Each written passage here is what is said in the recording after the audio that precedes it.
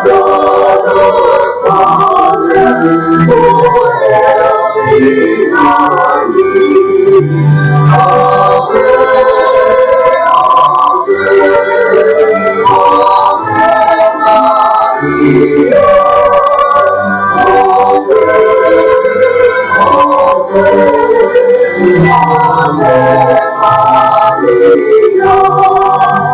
we pray for our country, the land of our birth. We pray for all nations that receive on earth. Ave, Ave, Ave Maria.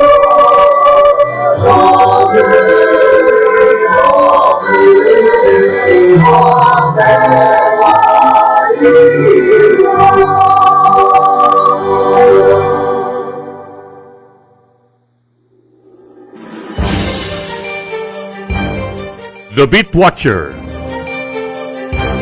Ito ang maglalahad at maglalatag ng mga nakalap na mga balita mula sa Campo Crame hanggang Campo Aguinaldo.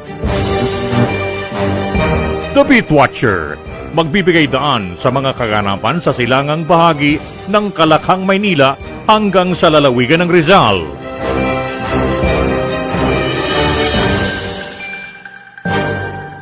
The Beat Watcher.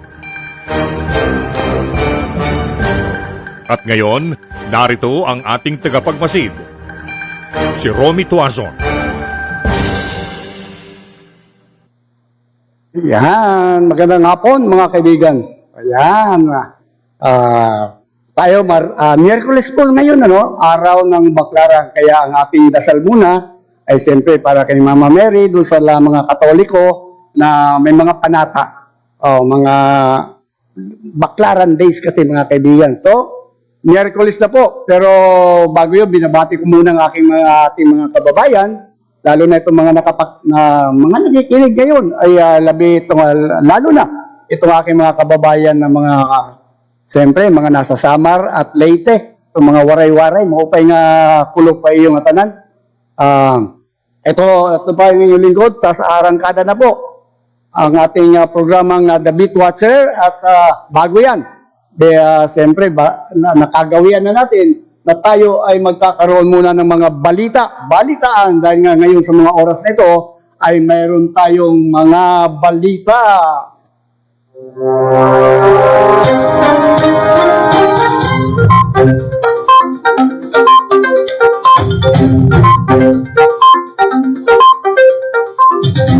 Sa detalye ng mga balita, umakyat na sa 471,526 ang bilang ng mga kaso ng COVID-19 sa bansa. Ito'y makaraang maidagdag ang 886 na bagong kaso. Ayon sa report ng Department of Health, sa ikatlong sunod na araw, mababa sa 1,000 ang bagong kaso ng coronavirus, kung saan may 9 na mga laboratory ang hindi pa nakapagsumiti ng kanilang datos sa COVID-19 Data Repository System o CDRS noong December 28.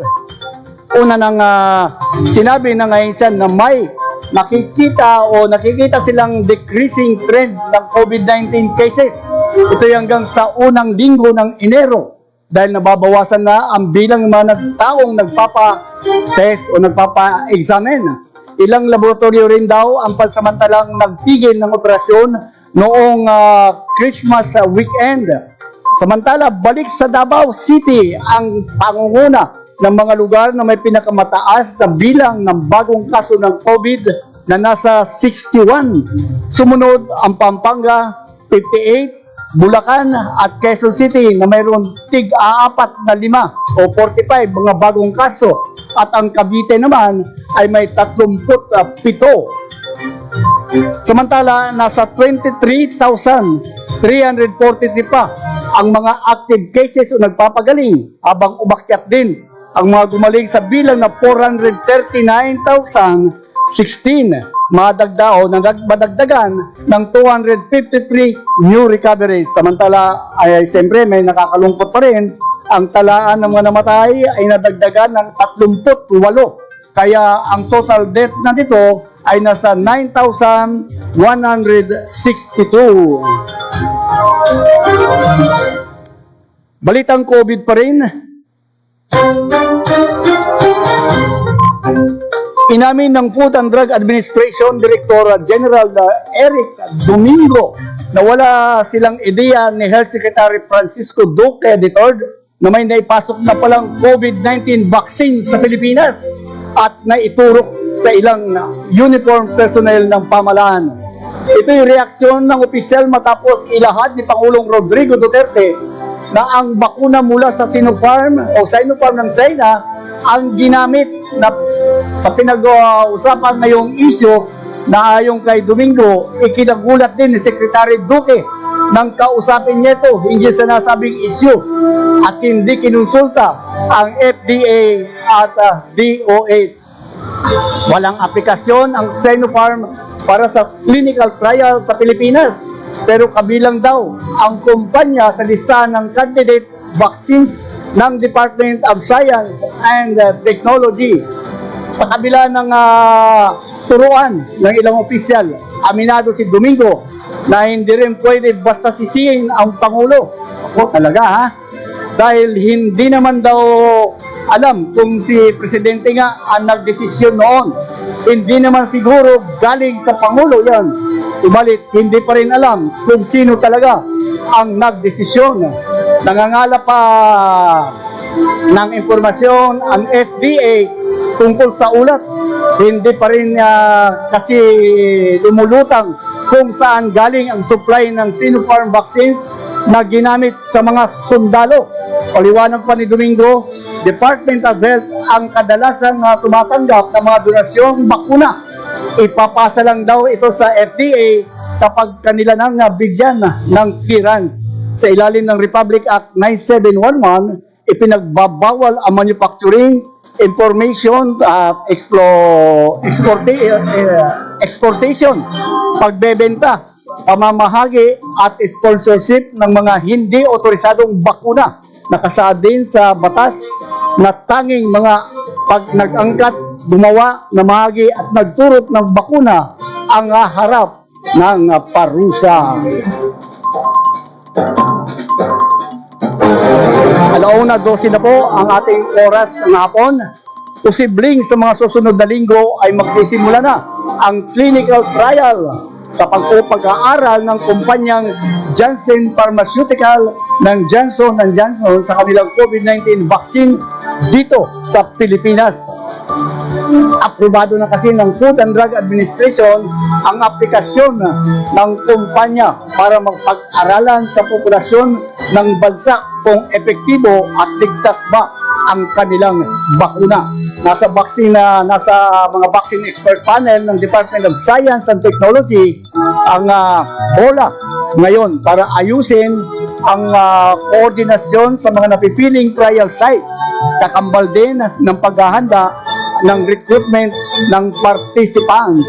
Bukod sa Janssen, umaasa rin ang mga kumpanya mula sa China at Sinovac Biotech at Clover Biopharmaceutical para makapag-clinic trial ang kanilang bakuna sa bansa. Pero sa ngayon, ayon pa kay Domingo, pending pa rin ang kanilang aplikasyon sa FDA habang ang Clover may hinihintay na lamang na mga konting documentation from the proponent para makumpleto ang requirements. Yung Sinovac, nag-request sila ng counting change sa kanilang research design. So, ayun ito kaya kanila pang i-review.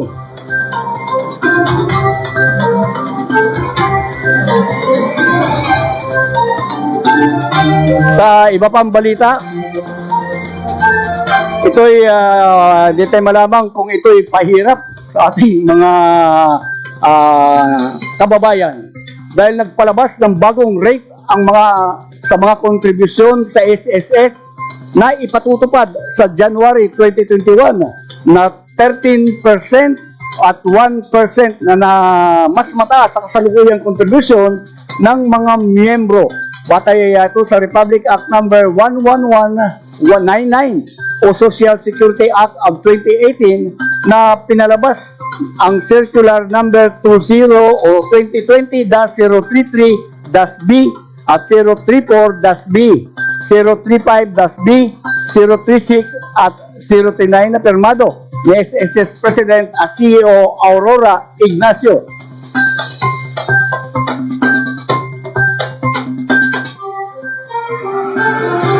Para sa mga employee na member, kabilang ang OFW member sa bansa na may bilateral labor agreement sa Pilipinas at ang mga sea-based OFW members ay madadagdagan ng 1% na hahatiin sa miyembro at employer na ang breakdown at 8.5% sa employer at 4.5% naman sa mga miyembro. Isa pa na sinasabi ng ating mga kababayan, pasakit na naman ito. Members ng Philippine Health Insurance Corporation o PhilHealth, asahang tataas din ang inyong kontribusyon na ipatutupad sa darating na taon. Sa pahayag ng PhilHealth, ipiniliwanag ng pagtaas ng kontribusyon ay upang matiyak na may sapat na pondo para sa healthcare ng 110 million na miyembro na nakasaad dito sa Republic Act number 11223 o ang Universal Healthcare Law. Ayan, nasaan na ang 16 billion na nawawala? Pahirapan na naman ang ating mga kababayan.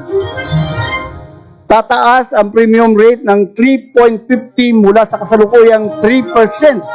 Ang nasabing pagtataas ay nakabatay sa Section 10 ng Universal Healthcare Law at sa IRR o Implementing Rules and Regulation, ang guidelines na nakapaloob sa Circular Number 2020-005 na napublish ng PhilHealth noong March 5, 2020. Sa nasusunod na taon, naku, ito na mga kaibigan, umanda na po kayo. Ang kumikita ng fixed na sahod na 10,000 o mas bababa ay mayroong fixed na contribution sa PhilHealth na 350 kada buwan. Habang ang kumikita naman ng fixed na sahod din na 70,000 o mas mataas ay magbabayad ng 2,450 kada buwan. Ayan, mahirap to mga kaibigan.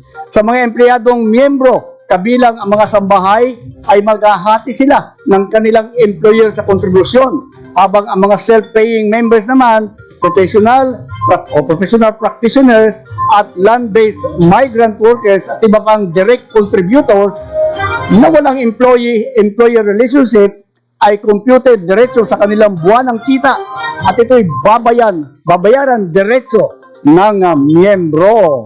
Naku, umanda po tayo. Hindi raw dapat maalarma ang publiko kung hindi man kayang isustain ng mga estudyante ang pagdalo sa kanilang mga online classes matapos ang naging pahayag ng isang samahan ng mga guro na unti-unti raw kumukunti na ang bilang ng mga estudyante na sumasali sa distance schooling. Paliwanag ni DepEd Undersecretary Diosdado San Antonio, marami pa naman mobilities ang pwedeng gamitin ng mga estudyante para matuto habang kasalukuyan niyang ay bineberipika pa ng DepEd ang impormasyon na bumababa nga ang bilang ng mga estudyante na dumadalo sa modular at online learning. Inaasahan na matatanggap ng kagawaran sa susunod na buwan o Enero 2021 ang report na naglalaman ng learning continuity at mga hamon sa hinaharap ng mga mag-aaral at guro. Naku, mukhang delikado pala ito mga kaibigan. Samantala, inalis ni Pangulong Rodrigo Duterte ang ilang provision na nakapaloob sa 2021 General Appropriation Act o GAA na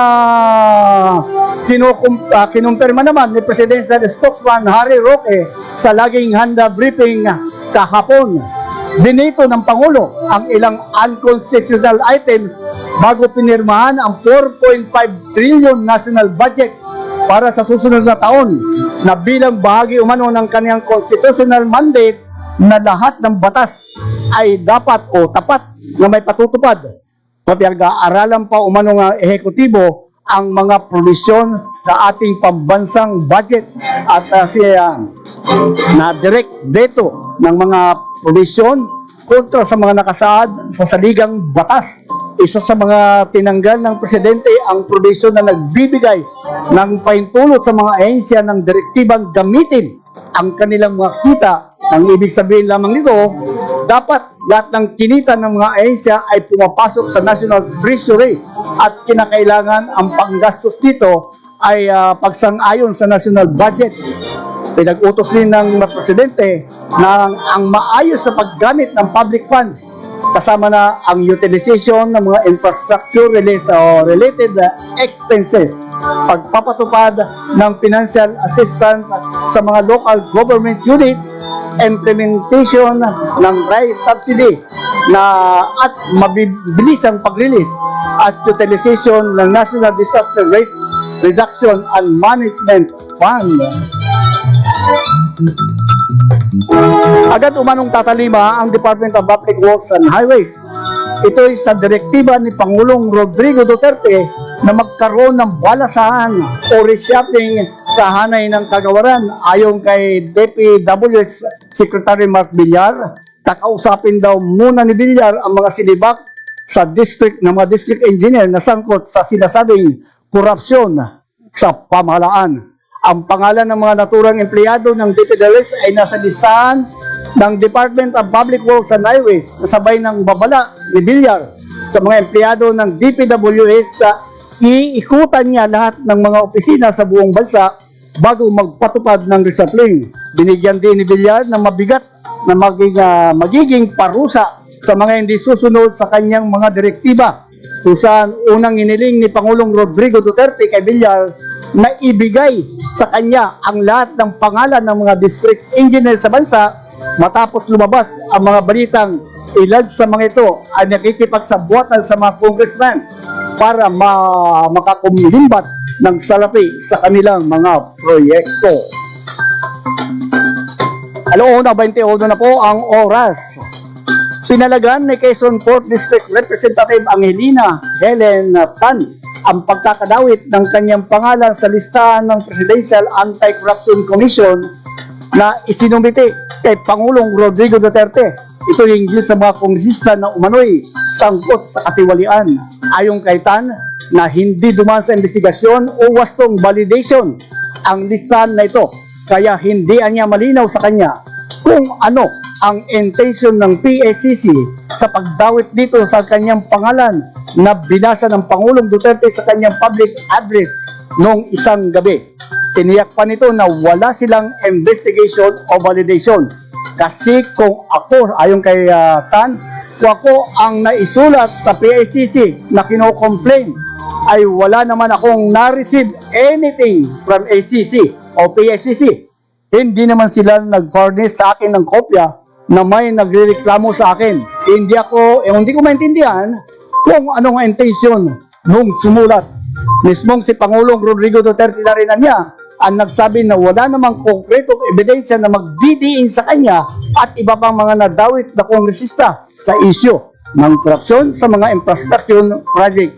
Sinabi ni Tan na ang pagkakasama ng kanyang pangalan sa listahan ng PSCC ay nag-ugat sa Boats Up project ng Department of Public Works and Highways noong 2016 sa Gumaca Bypass Road na nagkakahalaga ng 800 million at dinidising ito para pag-extend ang travel time ng mga motorista sa Gumaca, Quezon. Sa iba pang balita, pinagbabaril ng liquidation squad ng Bangsamoro Islamic Freedom Fighter ang isang sundalo sa lalawigan ng Maguindanao na nakilalang si Corporal Rosento Jaod Oprino, 32 anyos na nakatalaga sa 37th Infantry Battalion ng Philippine Army at residente ng Alamada, North Cotabato. Ayon kay Maguindanao Police Provincial Director Colonel Donald Madamba, nalulan ang biktima sa kanyang motorsiklo mula sa bayan ng Alamada patungong 6th Infantry Division Headquarters, ngunit pagsapit sa barangay Gang Sultan Kudarat, Maguindanao ay bigla itong dinikitan ng riding in tandem assassin at pinagbabaril gamit ang kalibre 45 pistol. Mabilis naman tumakas ang mga suspect patungo sa liblib na lugar sa bayan ng Sultan Kudarat habang naisugod pa sa pagumutan ng biktima. Ngunit makalipas ng ilang oras ay binawian din ng buhay nang magpamito ng tama ng bala sa likod na tumagos sa kanyang dibdib. Matatandaan, maraming mga sundalo na nasawi at nasugatan sa pag-atake ng liquidation squad ng BIFF sa Maguindanao. At sa ngayon ay nagpapatuloy investigasyon ang Sultan Kudarat Maguindanao PNP sa naturang pangyayari. Sa huling balita, inanunsyo ng Western Mindanao Command o West Bingcom na isa sa ilalim sa lockdown ang lalawigan ng Sulu upang mapigilan ang pagpasok ng bagong virus o coronavirus variant na sa probinsya na ayon kay Westcom Chief Lieutenant General Corlito Benluan, ipatutupad ang lockdown mula Enero 4 hanggang 17 sa susunod na taon. Sinasabing na-detect sa Sabah, Malaysia ang bagong COVID variant sa Sabah na malapit lamang sa Sulu na ayon kay Sulu Governor Abdo Sakurtan, ipinagbabawal muna sa kanilang lalawigan ang pagpasok ng mga manggagaling sa Sabah. Nais din nila na ipatupad ang naturang preventive measures dahil kulang umano ang kanila sa kanilang lalawigan sa mga health facilities. Kaya humingi siya ng tulong kay Pangulong Rodrigo Duterte kung pwede pakiusapan ang Sabah o kaya yung Kuala Lumpur na isuspend muna ang pagpapauwi ng mga undocumented Pilipino mula sa Sabah. Kamakailan lang nang sinabi ng Pangulong Rodrigo Duterte na nagpasaklulo na ang Sulu sa national government sa naturang issue. Yan po mga kaibigan, ang ating mga balita. Pero yan tandaan niyo po mga kaibigan, ito yun ay, excuse me, ang oras po natin ay 26 na po.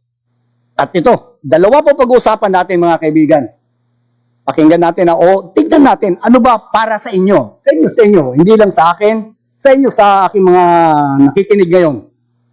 Ang una kasi, nagkaroon, ito yung travel ban, may travel ban ang sa 20 bansa na magiging epektibo epektibo na ngayon dahil ating gabi kanina nang ipatupad itong ban. Actually, maraming 10 mga bansa po yun na ang tawag doon, nakalista. Ika nga, lahat ng mga papasok o papasok na sa bansa ay hindi mo na papapasukin. Alam na natin dahil nga doon sa nakitang variant ng COVID-19. At ito, babanggitin muna natin dahil nga ito ngay maraming sa mga hindi pa nakakaalam mga kaibigan, ito'y patungkol sa mga bansa na wala na yata ako nakuha. Medyo natabunan na po dahil sa dami po ng mga pumapasok ng mga balita sa atin ay kagaya yung ni balita natin, iyan po ay natabunan. Wala na po tayong mga listahan. Pero ayun, mayroon pa, ayun. Babanggitin ko lang po mga kaibigan itong mga bansa na sinasabing bawal pumasok ng mga nanggagaling. Sabi nga, kanina ng ating gabi, 29, hating gabi, alas 12 ng 29, ay lahat ng magbibiyahe galing sa mga bansa itong mga babanggitin ko mamaya, hindi pa hintulutan makapasok sa Pilipinas. Kasi gusto ng pamahalaan ilagay sa tama. In a sense, na ilagay sa ayos ng Interagency Task Force for Management of Emerging Infectious Diseases. Ilalagay nila para hindi makapasok. Mayroon mga bansa na sinasabing na mayroon mga ganitong panibago, mga variant na hindi makapasok ang ikalawang COVID-19 strain na na-detect sa UK. Ulat na po yun. Na-detect sa UK. At itong ban na ito, nagsimula kaninang madaling araw, magtatapos itong ban sa Enero 15 sa susunod na taon. Ito mga kaibigan, para sa inyong kalaman, ang mga bansa na kasama doon sa ban, bawal pumasok kung galing ka dito. Una, ang United Kingdom. Kasi sa kanila nang galing yung variante, yung bagong na-detect na virus. Switzerland. Kung kayo may mga kamag-anak na nandito sa mga lugar na babanggitin ko, ay pasabihin niyo, huwag munang umuwi. Dahil, siyempre, tapos ng Pasko. Yung mga pauwi pa lang ng mga Pilipino na nanggaling dito sa mga babanggitin ko. Pero, sasabihin muna nila na dadaan sila sa isang mahigpit na patakaran ng IATF. Bukod sa Switzerland at United Kingdom, kasama rin ang Denmark, Hong Kong, Ireland, Singapore, ito sa Asia ito, Japan, Germany, Australia, Iceland, South Africa, Italy, Israel, Spain, Netherlands, Lebanon, Canada, Sweden, France, at South Korea. Ito, magandang hakbang ito ng ating pamahalaan. Kasi nga, ang sabi, itong variant na ito, itong bagong natuklasan sa UK, ay talagang mapanganib. Isa nga sabi nila. So, ngayon pa lang ay naganda na ang ating pamahalaan. Pinigilan na, huwag mo nang papasok. Ayan nga, diba? Pero, ang sana, natuto na siguro tayo dun sa unang-unang itong COVID-19 na tayo ay nagpabaya. Totoo naman mga kaibigan Kahit naman sinong tanungin natin, ay talagang nagpabaya ang ating pamahalaan. At alam nyo na sinasabi ng ating mga secretaries, si Panelo noon, baka daw magalit ang China pag tayo o pag pinigilan natin sila. Kaya nga, habang tayo ay, tawag doon sinasagasaan ng itong virus na ito, o anong tawag doon, sinasalanta tayo nitong virus na ito, tuloy-tuloy pa rin ang pasok ng mga inchik galing sa China kung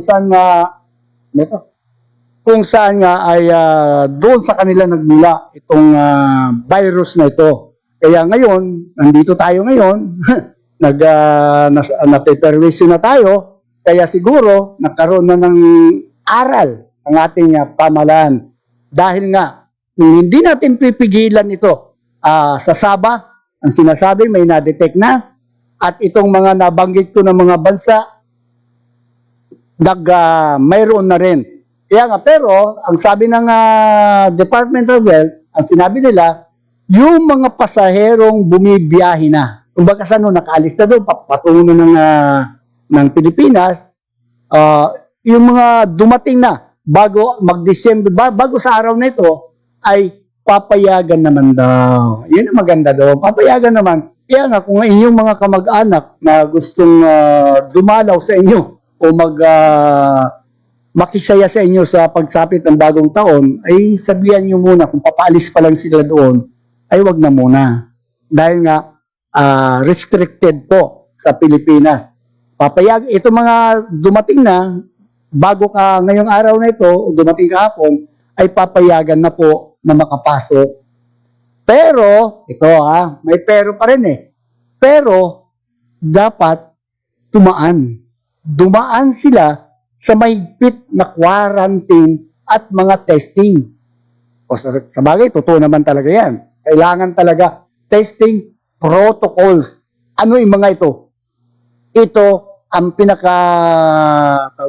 pinakapunteriya nila dito ay i-quarantine ang mga dumating na mga dayuhan o Pilipino man na dumating doon sa sinasaad na oras kung kailan sila dapat dating 14 na araw. Yan na naman tayo. Quarantine na naman. Doon sa quarantine facilities na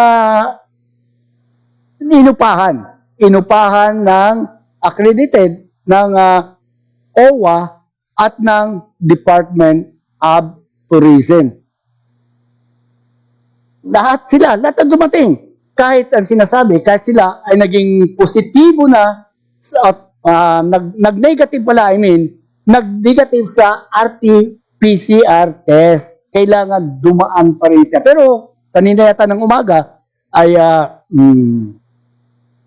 nagsabi si Secretary Duque ng Department of Health, papayagan ang mga OFW o Filipino overseas Filipino workers. Papayagan sila na makapasok. Yan po, yung 20 bansa po yun, mga kaibigan, na sinasabing hindi restricted galing sa kanila. So ngayon, ang mangyayari, itong mga ito, 20 po yun. Alaman mo na dati kung mayroon direct flight o hindi man direct flight. Di ba, mayroon mga stopover. Lilipat ng ang aeroplano para yun aeroplano na lilipatan, yun ang magdadala rito. Siguro, paano ngayon yan pag malalaman na itong mga pasahero ito ay galing doon sa mga bansa na binanggit ko.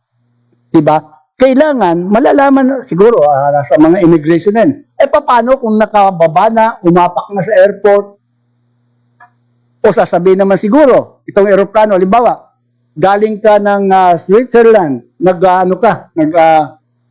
basta lahat, galing ka ng Hong Kong, hindi rin po pwede. Di ba may stopover sa Hong Kong? Karamihan kasi nag-stopover sa Hong Kong kung papunta ka ng Europe. Hindi naman lahat may direct flight papuntang Europe. Kaya mangyayari ito ay kung ikaw nag-stopover sa Hong Kong, hindi pa rin po pwede kasi galing ka ng Hong Kong. Ngayon, ang tanong dyan, galing ka nga ng Hong Kong, pero hindi ka naman namasyal, hindi ka naman pumunta sa mga mall, o hindi ka nag-ikot sa downtown Hong Kong, doon ka lang sa airport, lumipat ka lang ng aeroplano. Iyon ang dapat ipaliwanag din ng ating pamahalaan kung ito ay papayagan. Kaya lang, kung ang importante doon, yung pinanggalingan mo. Doon, yung pinanggalingan mo, doon sa 20 bansa na binanggit ko, ay talagang hindi po pwede, mga kaibigan. Pasensya na po, siyempre, pasensyaan nyo na lang. Dahil ito ay para na rin sa kapakanan at kaligtasan nating mga Pilipino. Hindi nga natin alam. Sabi nga dito, maka-quarantine pa rin kayo kahit nag-negative kayo sa RT-PCR test. So, kung ikaw ay pumunta rito, magbabakasyon ka lang ng 1 linggo, wala rin. Kasi 14 days ka, ikaw-quarantine. Lumagpas ka patuloy, di ba? Lumagpas ka patuloy, sumubra patuloy ang bakasyon mo. Baka, kung ikaw naman ay nagtatrabaho, baka hindi ka napapasukin, hindi ka napabalikin. Dahil 1 linggo ka, mawawala rin. Hindi ka tumupad doon sa usapan ninyo. Pero, ayun nga, ang maganda lang dito, yung mga parating na, yung mga bumibiyahe na, ayun ay papayagan. Kaya lang, yun nga sinasabi ko, paparating na, pinayagan ka nga, okay, pumasok ka ng Pilipinas. Quarantine ka pa rin. Ngayon, yun nga sinasabi, 14 days ang quarantine. Paano yan? Paano uuwi ka pa sa inyo? Diba? Diba, sa probinsya ka taga-probinsya ka uuwi ka pa ng probinsya. O ilang araw ka lang, baka mamaya pagdating mo ng probinsya, balik ka na kaagad para umalis na naman papuntang pinanggalingan ng bansa. Hindi po ba? Kaya yun nga, ang payo ay medyo, kung kayo nga ay balak o may naka-schedule kayo na halimbawa, January pa, ay wag na yung tuloy. Kasi January 15 pa po, hanggang January 15 ang ban. Diba? Pero hindi lang yan kasi yan hindi lang sa mga, although wala nga dito yung Sabah diba? Yung Sabah. Kaya nga, ito nga sinasabi na ilalockdown ang lalawigan ng Sulu. Dahil nga yung Sabah, kalapit lang natin kalapit na ng bansa. Sabi nga, 25 hours lang daw yata ang, excuse me, ang biyahe mula sa Mindanao. Kasi nung nandun ako noon, nasa Hulu-Sulu ako noon, makikita mo na yung bundok ng Sabah. Ang noon, papunta ro, pabalik, ay maghapon. Umalis ka ng alas 6 ng umaga. Ang sinasakyan mo ay speedboat. Alas 6 ng gabi, nandun ka na sa Sabah. O ganun lang kalapit, mga kaibigan. Ang hindi lang pwede, lalanguyin mo. Ba't ka naman lalangoy? Hindi na po pwede, ganun lang kalapit. Pero, yun na nga, may na-detect na variant, COVID-19 variant. Ang nabasa ko nga, ano tawag doon? Coronavirus o COVID-2. Yun ang tawag nila eh. 2, dahil pangalawa na eh. Hindi yung COVID-19. 2 or 20. Siguro 20 na yun. Kasi ngayon na.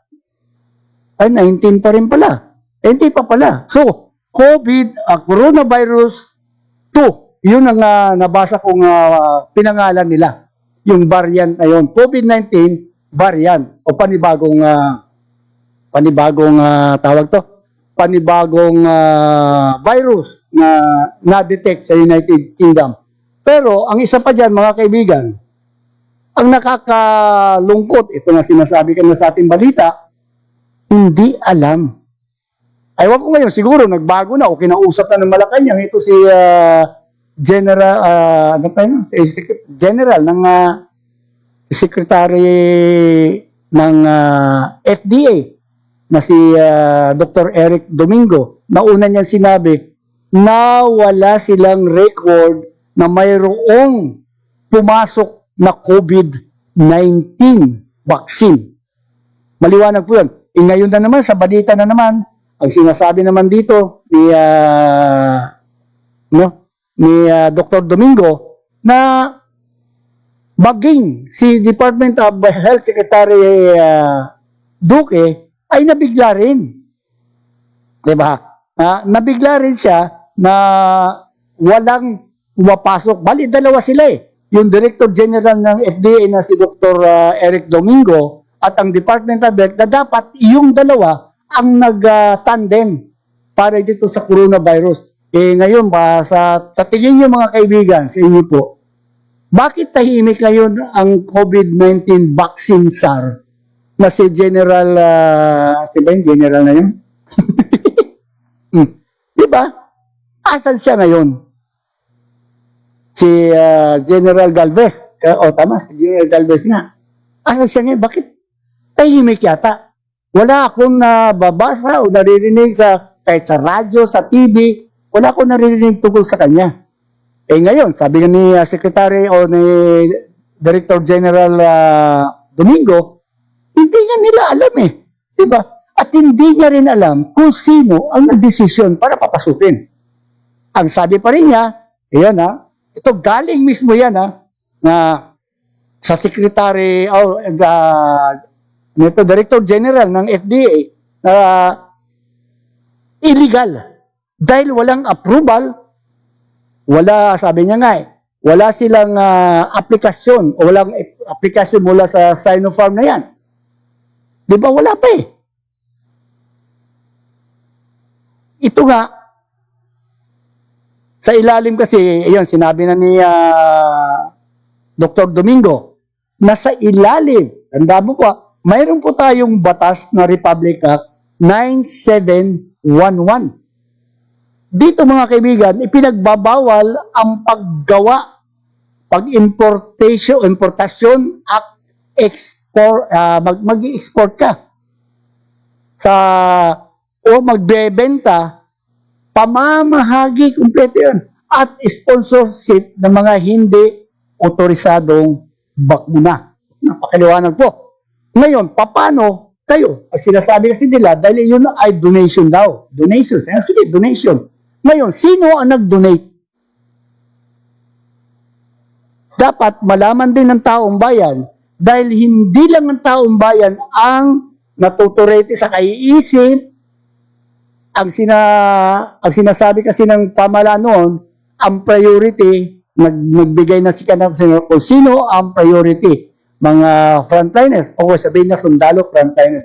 Pero maging ang PNP, mga kaibigan, inamin nila na wala silang, isa sa kanila hindi pa natuturukan ng vaccine. O sabihin na natin, ang sabi kasi, hindi naman kailangan, sabi ni Senator Soto, na hindi na kailangan pang wala naman daw diferensya doon. Ay nako, kahit ako hindi po ako magpapaturok yan. Kung alam ko na sinasabi ng ating mga eksperto dito na wala pa ho, hindi pa ho yan na wala pang approval. Ngayon, sa tingin ninyo mga kaibigan, ano itong ginagawa ng ating pamahalaan ngayon? Although sabihin na natin, gusto talaga ng Pangulo na mabigyan ng safe, maging safe ang ating mga mamamayan. O inuna niya militar. Ito yata yung pinapakain niyang pera. Baka hindi na kailangan nila ng vaccine dahil may pera na sila, pinapakain na sila ng pera. Hindi po sa akin ang galing yun, mga kaibigan. Galing mo mismo kay Pangulo yan na pinapakain nyo ng pera ang mga sundalo at pulis. So, sinasabi ko lang po kung ano ang mga binitawan ng mga pananalita ng ating Pangulo. Which is, hindi ko naman siya tinutulig hindi ko siya anong tawag doon, yung inuupakan tungkol dito, hindi po. Sinasabi ko lang, dahil itong sinabi niya parang inuulit ko lang, kasi nga, sa kaalaman din ng ating mga kababayan, ng mga nagtatanong, nagtatanong po, bakit inuna ang militar? Actually, yung inuna yata yung mga PSG. O anong rason? Para sila ang mabantay sa seguridad ng Pangulo. Which is tama. Tama yun. Ang PSG ang unahin kasi iyon ang magbibigay ng seguridad sa Pangulo. Ang kaso po mga kaibigan, saan galing ang vaccine na yan? Diba? Questionable yan. Bukod sa 50% pa lang o 50% ang efficacy noon, hindi pa dati matiyak kung ito nga ay ligtas. Sa bagay, mga sundalo, pag sinabihan ka, sige, ganito yan, walang reklamo yan. Hindi po magrereklamo yan o be first before you complain. Kaya mangyayari, sunod lang, sige, ganyan, umpisa na natin. Sige, paturok na tayo. Kasi yun ang sabi ni ng Pangulo, yun ang sinabi ng ating commander Sunod tayo. Pag sinuway mo yan, may kaso ka. Diba? Ito ngayon, paano kung yung itinurok sa'yo ay hindi tanggap ng katawan mo? Dahil wala pa nga hindi pa sila hindi pa sila na testing. Wala pa ang third phase. Nasa second phase pa lang. Hindi natin itataya ang buhay natin. Anong ginawa nila diyan? Ginawang ginipig ang mga sundalo. Parang kung pumalpak, mga sundalo naman yan, pinapakain naman ng pera yan. Parang ganun ang lalabas. Hindi dapat mangyayari yung ganun pag-iisip. Kung tama, di ba? Ultimo mga opisyal ng gobyerno na ang nagsasabi na hindi nila alam. Nung una kasi, yung AFP, Armed Forces of the Philippines, wala silang alam. Di ba? Wala silang alam. Sinabi nila, wala silang alam. Pero, ngayon, medyo yung ko alam kung kinausap sila ng Malacanang. Kahit naman siguro, kung ako ang AFP, ako sundalo, ang uunahin ko, yung pamilya ko. Diba? Hindi yung yung susunod lang ako. Paano kung ikamatay ko? Kung hindi digbox siya ganun din Diba? Ganyan din ang ginawa ng mga pamahalaan ni Aquino noon. Hindi na dali. Ano nangyari? Ayan, ilang mahigit halos mag-1 milyon yata mga bata ang binawian ng buhay. Dahil ang problema nito, binibigyan ng katwiran. Yung katwiran sa dingbaksa. Kasi may ibang sakit yan. Kasi ang ikinamatay niya, hindi dingbaksa, kundi ibang sakit. Ganon din sa COVID-19 ngayon. Diba? Ngayon din. Pag ikaw namatay sa COVID, sasabihin yan, ay, hindi naman sa COVID na yan. May sakit sa puso yan. Ay, may AIDS yan may asma yan. May ano yan, kung ano-anong mga sakit, may pulmonya yan, kaya ganun. Iyon ang ilarason nila. Diba? Which is, na sana naman, magkaroon na tayo ng aral doon sa Dengbaksya. Ganun sana ang isipin ng ating mga opisyal ng gobyerno. Hindi naman yan hayop. Kung hayop na inaalagaan, tao pa kaya. Kung let's say may nangyari, kaya pa ba ibalik ang buhay ng tao?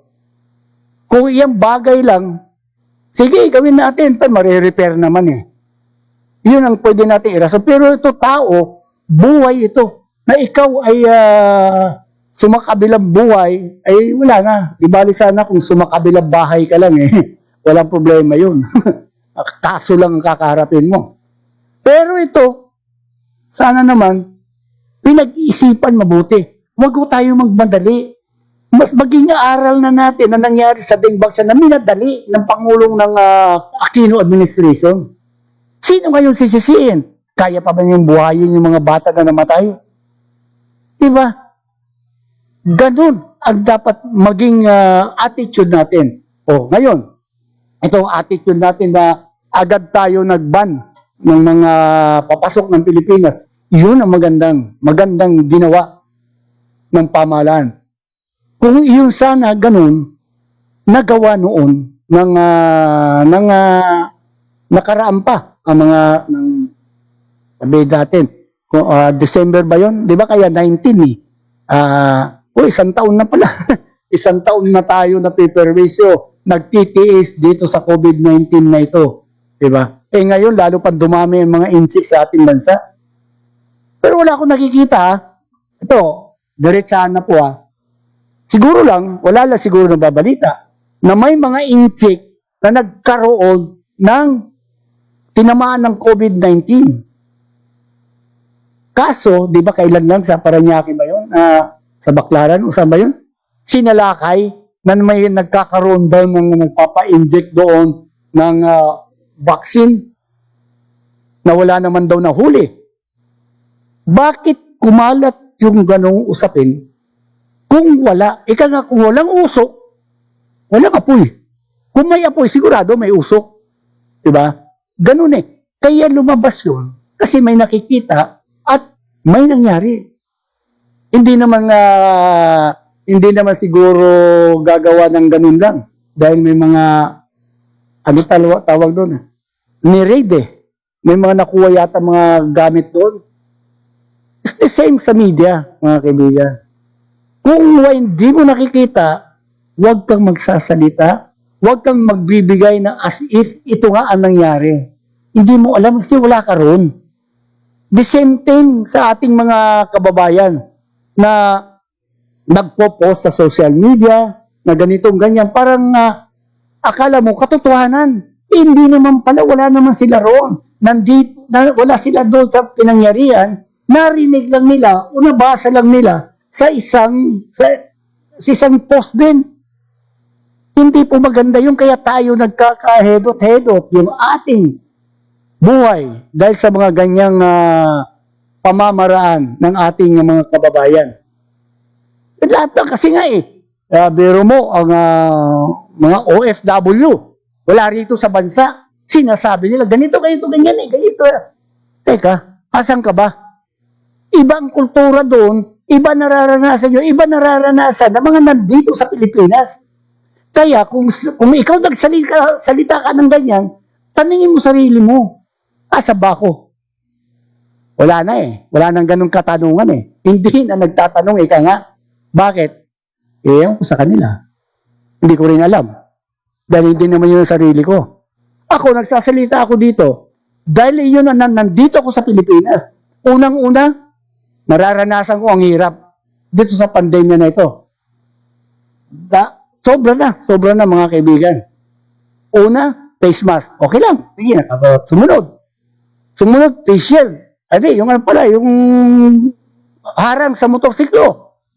Sumunod. Pero asa na ngayon yun? Hindi ba yun, kumbaga sa trial and error itong ginagawa natin? Itong face mask. Face shield. May face shield na naman, panibago. Kailangan naka-face shield. Ang dami nag-import ng mga face shield. Saan galing? China. Yan mga kaibigan ang sinasabi ko. Ginagawa na natin negosyo itong pandemic na ito. O, itong susunod na naman. Ano na naman ang ipatutupad ng pamahalaan dito sa COVID-19 variant? Ano ang pwedeng gawin? PPE na tayo. Kung lalabas ka, kailangan naka-PPE ka. Diba? Nagpatupad sila sa mga department store, bawal ang ganito, 60 years old, mga senior citizen, at saka mga bata, 18 pababa yata yun, bawal pumasok. O sige, okay lang yan, mas maganda yun. Pero, paano naman kung ang bibili, senior citizen na siya lang mag-isa, wala siya mautusan, o di kaya, mabuti na lang, yung mga ibang butika, nagpapapasok ng mga senior. Pero itong mga department store, sabagay, kung wala ka rin lang namang gagawin doon, huwag ka nang pumasok, huwag ka nang pumunta ron. Diba? Ang sinasabi, sa bahay na lang tayo. Isa yan, alam mo, sa nakikita ko, yung ibang bansa na na-flatten nila, yung curve, bakit? Walang wala pang vaccine yun. Walang vaccine, maniwala kayo. Ang New Zealand, walang vaccine yun. Na-flatten nila, bakit? Sumusunod ang tao, hindi lang nasa pamumuno rin yun. Kung ang pamumuno mo, ang namumuno sa'yo ay hindi para doon sa pangyayari. Ano yan, nakuha niyo ba ibig sabihin ko? Kung ang namumuno doon, ang inilagay mong mamuno, ay hindi tugba doon sa kanyang diretsahin ko na.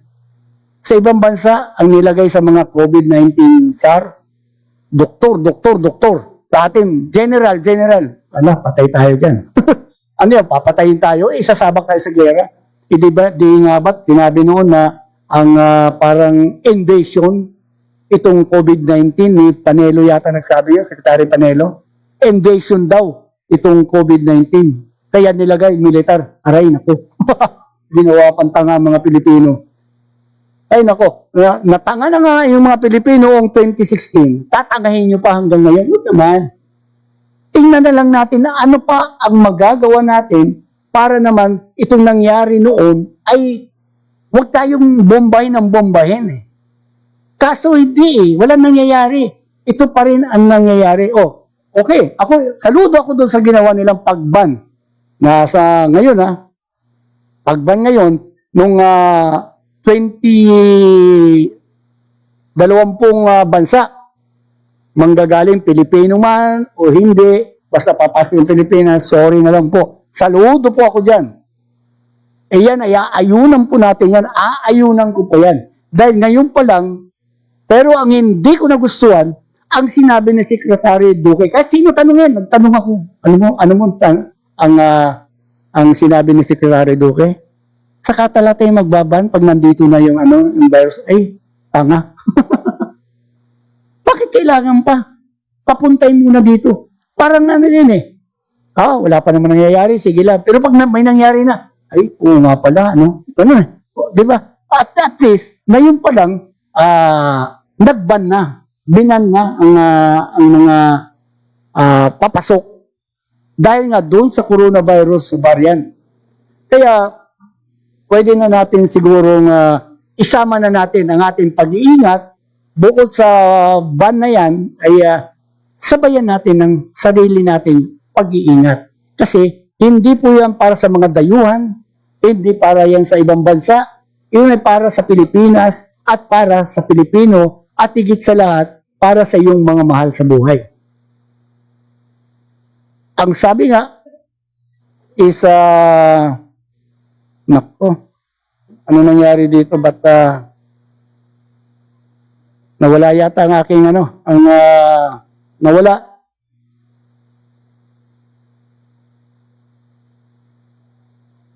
Nawala ang aking, sige, diretso lang tayo. Naririnig pa naman yata tayo. Naririnig, ito, may, Teka, Listening. When does winter end? Ano ito? According Ano ba to nangyayari dito? Wikipedia.org, Asan today ba is si Owen? I American found News this and Top for you. Morning Ano ito? Television show that Ala. airs on NBC. Hindi ko, program hindi ko na alam debuted to. on Ano ba ito? January 14, Asan ba ang ating 1952? engineer? Oh.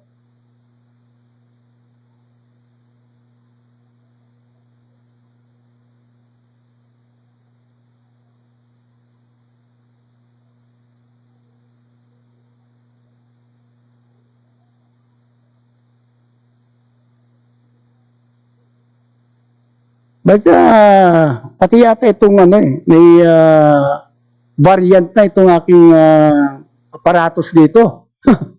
Pinasok na rin yata. Hindi naman ako nagpunta sa UK. Ngayon, siyempre, ilang minuto na lamang tayo.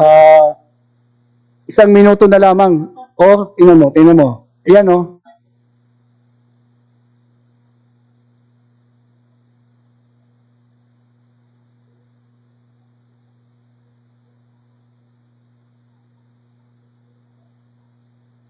Ayun pala. Pero may pumasok na virus eh. Virus ba yun? Para galing yata. Wala akong ginagalaw. Hindi siguro, mga tal, ito na rin lang. Oras na po ng ating pamamaalam. Ika nga, nako. Maraming salamat po mga kaibigan ha. At kita-kita pa ulit tayo bukas. Kasi sabi ko nga, matagal na hindi naman tayo magkikita-kita bukas kundi tayo mag-iwalay ngayon.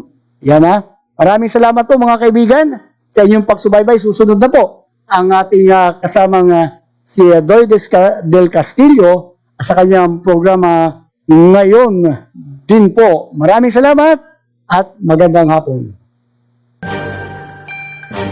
Sumainyo ang inyong tagapagmatsyag at tagapagmasid, The Beat Watcher, sa pamamagitan ng Broad Streamcast Communicators. Maraming salamat po.